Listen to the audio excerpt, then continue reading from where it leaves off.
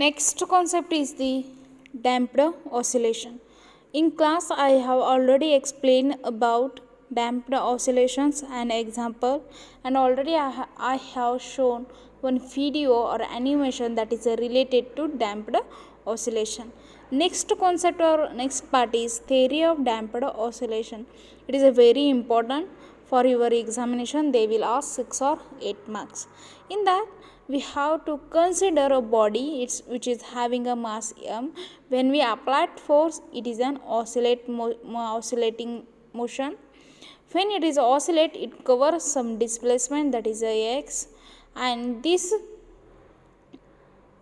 is a present in resistive medium.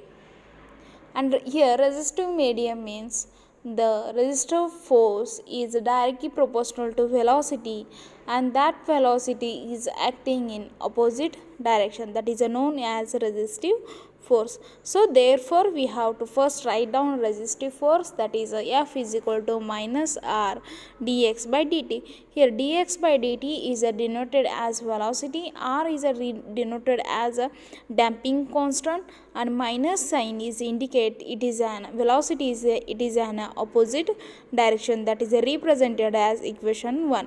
When that force is oscillate, it covers some displacement, and when we applied force, that force is an restoring force.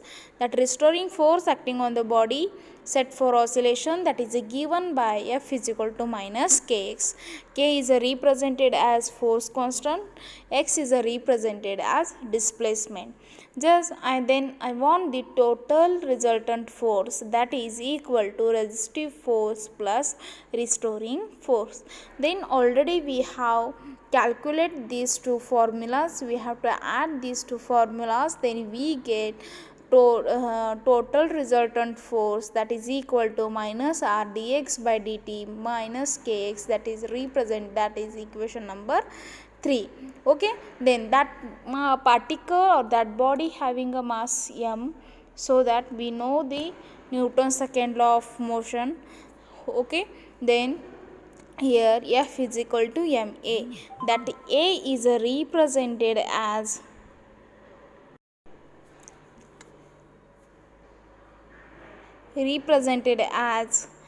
m into d square x by dt square, that is equation number 4. A is represented as acceleration.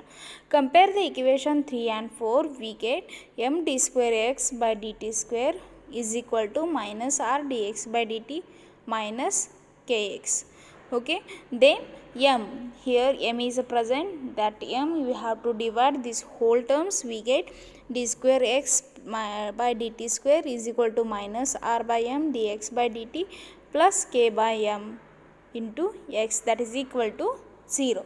Here when substitute the value of R by m and k by m, then we get, here substitute the value 2b is equal to R by m, omega square is equal to k by m. Substitute these two value in above equation, we get d square x by dt square plus 2b dx by dt plus omega square x is equal to 0, that is equation number 5. Then same equation we have to represent, that is a 6, and this equation is known as the damped oscillation.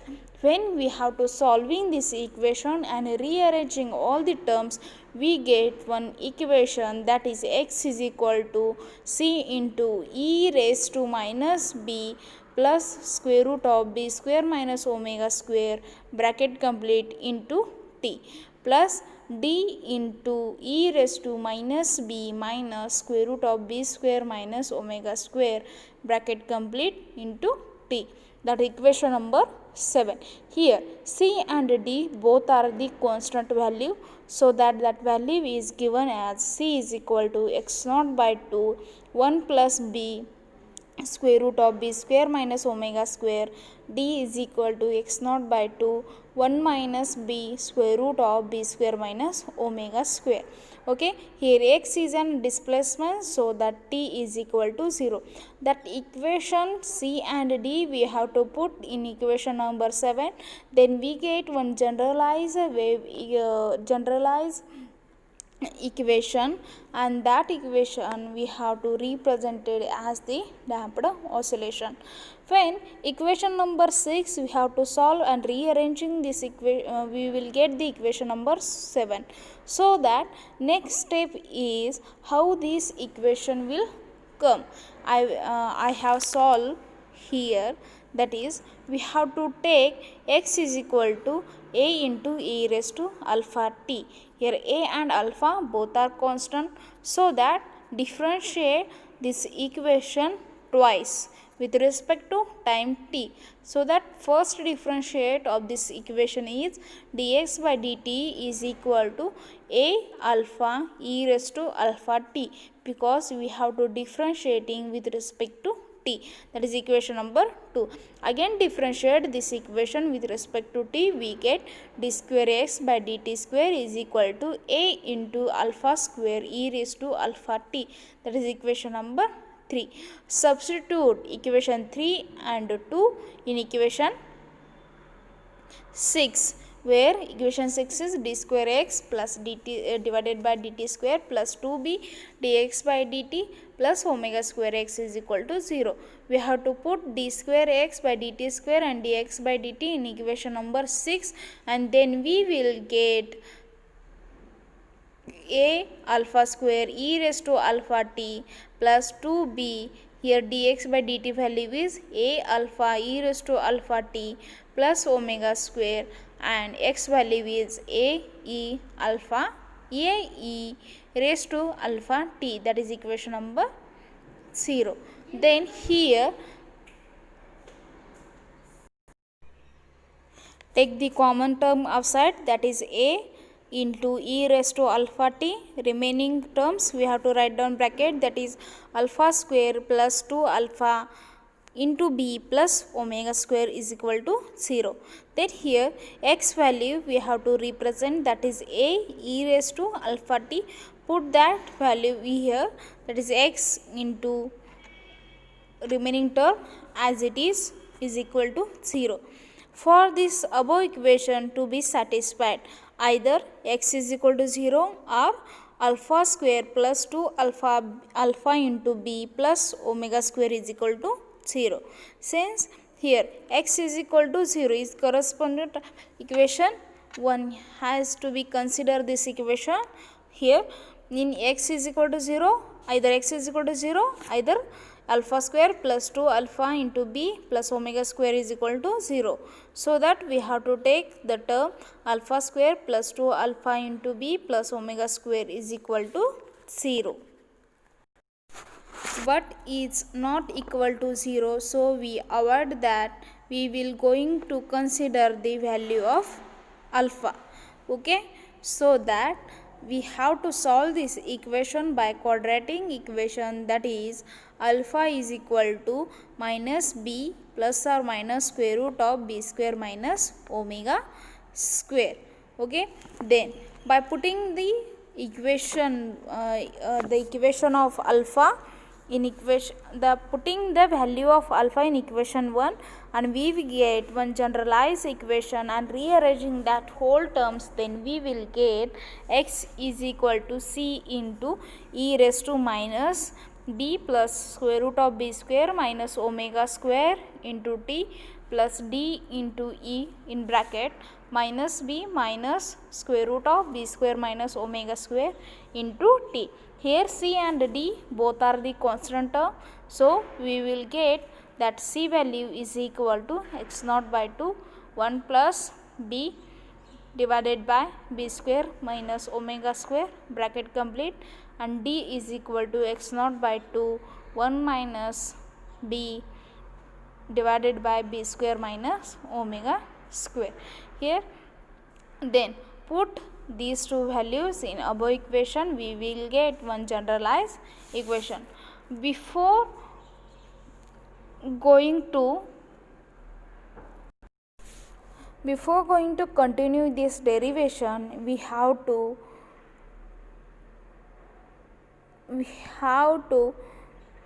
remember one thing, that is here the maximum displacement, that means x is equal to x naught, and t is equal to 0. By keeping these two in our mind, let us take the equation x naught is equal to c plus d, because at maximum displacement t becomes a 0. So that we have to put c and d value in above equation, then we will get x is equal to x naught by 2 1 plus b divided by square root of b square minus omega square. The remaining term is e raised to minus b plus square root of b square minus omega square into t, plus here x naught take common, then 1 minus b divided by square root of b square minus omega square, bracket complete, e raised to minus b minus square root of b square minus omega square into t, that is equation number 8. This equation number 8 is represented as the general solution of that equation 5 and 6. Okay, then here we complete the theory of damped oscillation. Let us discuss about the cases of damped oscillation. There are 3 cases of damped oscillation. One is the over damping, second one is a critical damping, and third one is a under damping. Let us discuss one by one. Here first we have to take over damping. If b square is greater than omega square, then only over damping, and it is known as the deadbeat case. And when b square is greater than omega square and b square minus omega square is positive, but square root of b square minus omega square, that is a less than b, it means that